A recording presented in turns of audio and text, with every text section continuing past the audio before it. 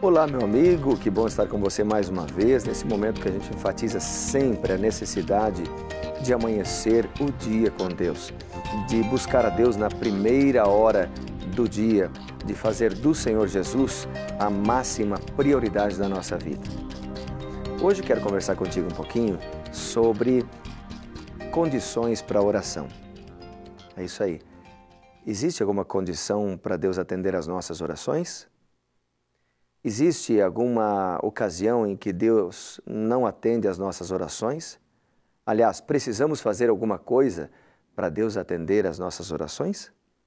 Eu tenho aqui nas minhas mãos um contrato, e um contrato ele tem várias cláusulas, e ele é geralmente um contrato, é uma segurança de que um acordo que foi realizado entre duas partes será cumprido.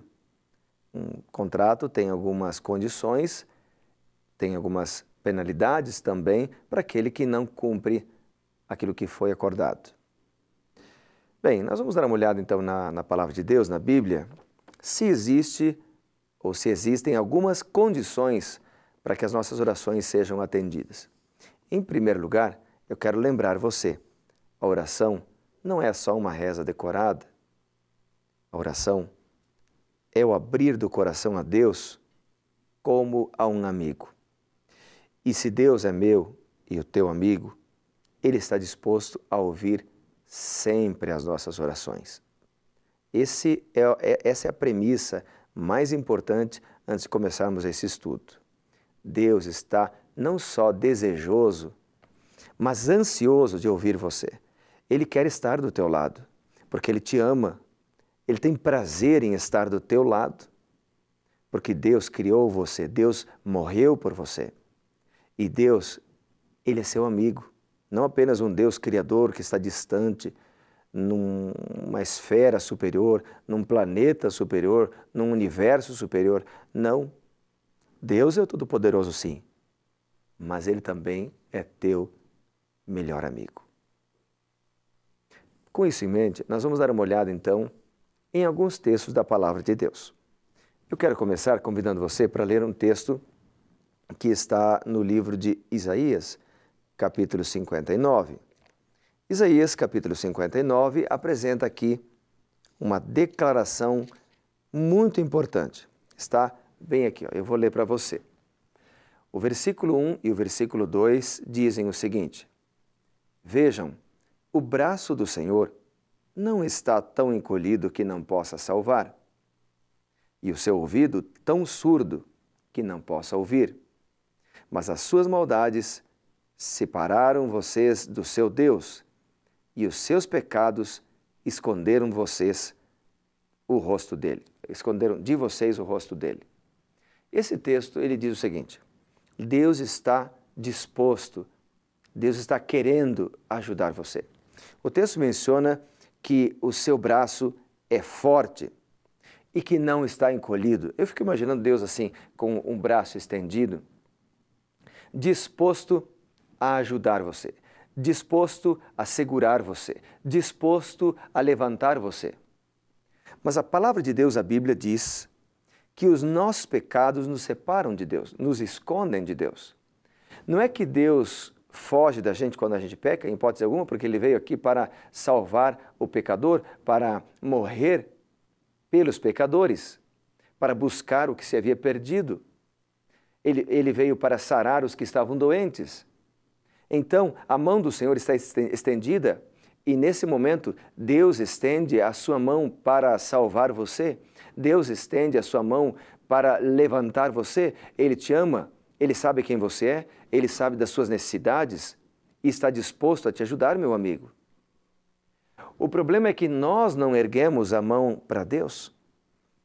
Nós não erguemos as mãos porque nos achamos autossuficientes. Eu tenho uma menina pequena e quem é pai, quem é mãe de crianças pequenas, sabem o que eu vou dizer. Muitas vezes as crianças se sentem autossuficientes. E a gente diz para elas, filhas ou filho, quem tem filho, né? Eu tenho duas meninas, dá a mão para o pai, dá a mão para o pai, a mãe, né? Dá a mão para a mãe. E eu vou te ajudar a andar. Mas a menina diz, não pai, eu já sei andar sozinha, não precisa segurar. E daqui a pouco tropeça e cai. Queridos, Deus está com a mão estendida dizendo, dá a mão para o pai. Mas somos nós que não erguemos a nossa mão para Deus. Então, por isso a Bíblia diz que o pecado causa separação entre nós e Deus. Agora eu quero ler outros textos da palavra de Deus. Olha só, tem aqui o Salmo 66 e o versículo 18 diz, se eu acalentasse o pecado no coração, o Senhor não me ouviria. Se eu acalentasse o pecado no coração, o Senhor não me ouviria. Deus está disposto a perdoar os pecados e Ele ouve os pecadores, mas aqui está falando de transgressão aberta. É a pessoa que sabe que está pecando, está no pecado, mas não quer abandonar o pecado. Se esse é o seu caso, talvez agora seja o momento de tomar uma decisão, e isso é muito sério. Você quer ver?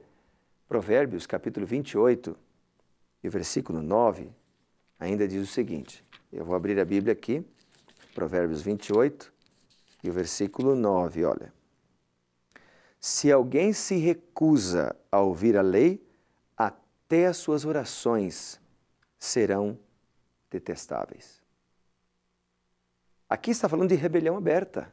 É aquela pessoa que sabe o que está errado, mas não quer mudar. Deus fica triste, mas não pode abençoar aquele que não quer receber a bênção, porque Deus respeita o livre-arbítrio. É por isso que a gente tem que tomar uma decisão. Primeiro, entregar a vida ao Senhor Jesus. Segundo, pedir a Ele que nos dê força para cumprir a sua vontade. Em terceiro lugar, tomar a decisão de obedecer. Eu ainda quero ler um terceiro texto, porque todos os textos que nós lemos aqui mencionam que aquele que está em aberto pecado contra Deus não terá sua oração atendida. Mas o que é pecado? Vamos dar uma olhada na palavra de Deus para descobrir o que é pecado? Então eu quero convidá-lo para ir lá em 1 João, capítulo 3 e o versículo 4. Olha o que diz a Bíblia para a gente. 1 João está bem pertinho do livro do Apocalipse. 1 João, capítulo 3 e o versículo 4. Diz assim, ó. Olha o que diz aqui a minha Bíblia e a sua também. Todo aquele que pratica o pecado transgride a lei. De fato, o pecado é a transgressão da lei. Estou lendo aqui na Nova Versão Internacional, que é a versão da minha Bíblia.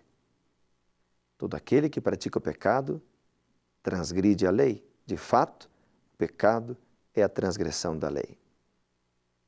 Então, pecado é desobedecer abertamente a lei de Deus.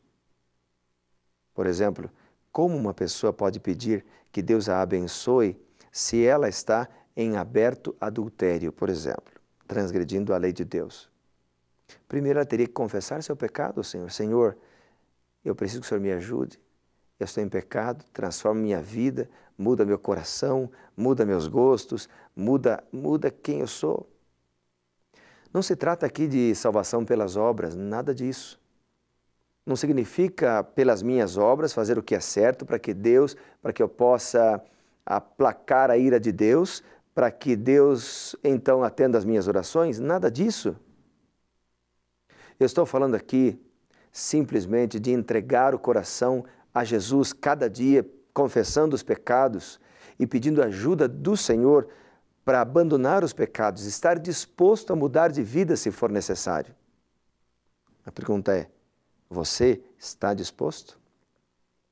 Se você está disposto a mudar, Deus estará disposto a lhe abençoar. Agora, o que precisa ser mudado na sua vida? Não sei.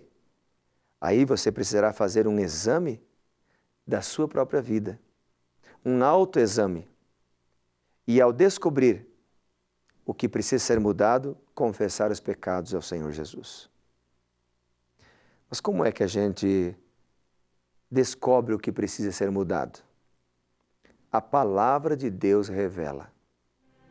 E é por isso que a Bíblia diz no Evangelho de João, e eu quero ler para você agora esse texto, Evangelho de João, capítulo 8, versículo 32. Aqui João cita as palavras de Jesus Cristo, né? Ele diz assim, ó, João, capítulo 8, versículo 32. E conhecerão a verdade, e a verdade os libertará. E o que é a verdade?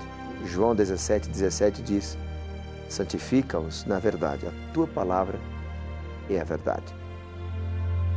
Quando estudamos a Bíblia Sagrada, a palavra de Deus nos liberta porque nos mostra o que é pecado. Nos liberta porque nos mostra que estamos em transgressão aberta à vontade de Deus, à lei de Deus. Mas ela nos liberta porque a palavra de Deus nos apresenta Jesus, o Espírito Santo, que queima os nossos pecados, transforma a nossa vida e nos dá força para vencer.